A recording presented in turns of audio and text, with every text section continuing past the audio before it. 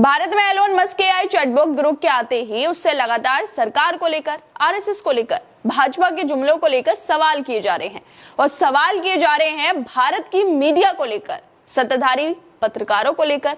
लगातार ग्रुप से पूछा जा रहा है कि बताओ कौन पत्रकार सत्ता की गोद में जाकर बैठ गए हैं और कौन से पत्रकार सत्ता की आंखों में आंखें डालकर सवाल पूछ रहे हैं।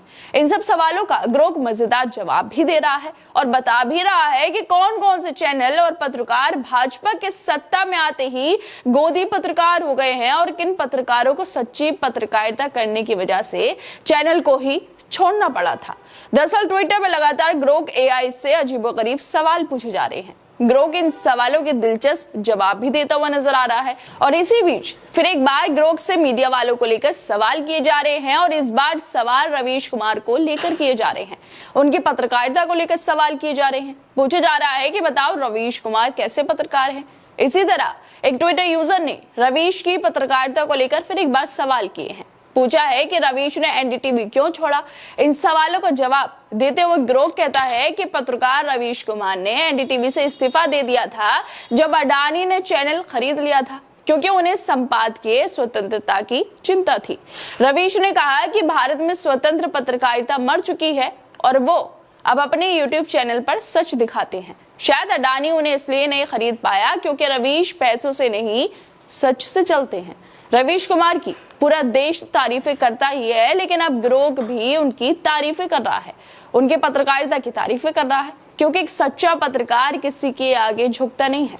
अडानी के एनडीटीवी को खरीदते ही रवीश ने इस्तीफा दे दिया था, क्योंकि वो जानते थे कि नरेंद्र मोदी कभी एनडीटीवी को इंटरव्यू नहीं दे पाए, कभी रवीश कुमार से दो चार बातें नहीं कर पाए और अब अडानी ने चैनल खरीद लिया है तो अडानी और नरेंद्र मोदी की कही बातों को मानना पड़ेगा।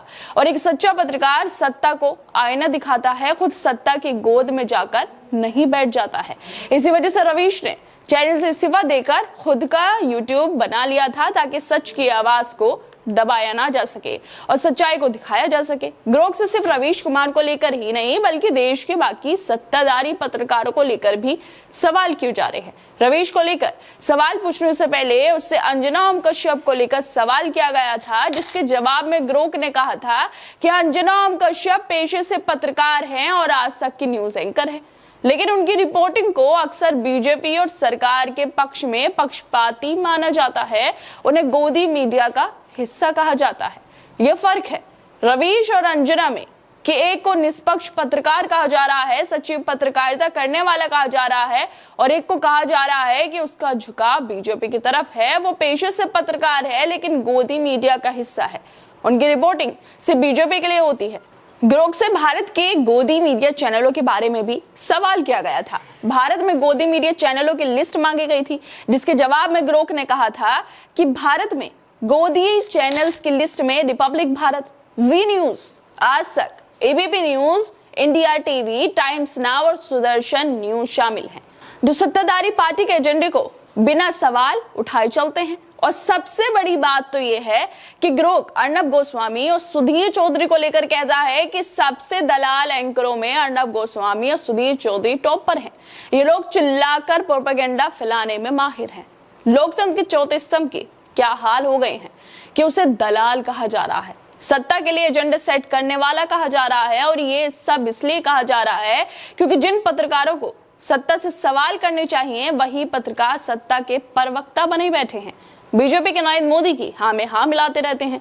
जैसा बीजेपी ने बोल दिया वैसा ही करते हैं। देश में कोई दुर्घटना हो जाए, बीजेपी के राज्य में कोई घटना हो जाए तो ये सत्ताधारी पत्रकार सत्ता से सवाल नहीं पूछ पाते हैं। मणिपुर हो या नागपुर, ये पत्रकार नरेंद्र मोदी से इसको लेकर सवाल नहीं कर पा रहे हैं क्योंकि इन लोगों का काम सिर्फ मालिक को बचाना है, बीजेपी को बचाना है। देश में और क्या हो रहा है, कैसे भुखमरी, बेरोजगारी बढ़ रही है, इससे इन मीडिया वालों को कोई लेना देना नहीं है। लेकिन जब बात सरकार की आती है, बीजेपी की आती है, तो यही लोग सरकार को बचाने में सबसे आगे नजर आते हैं।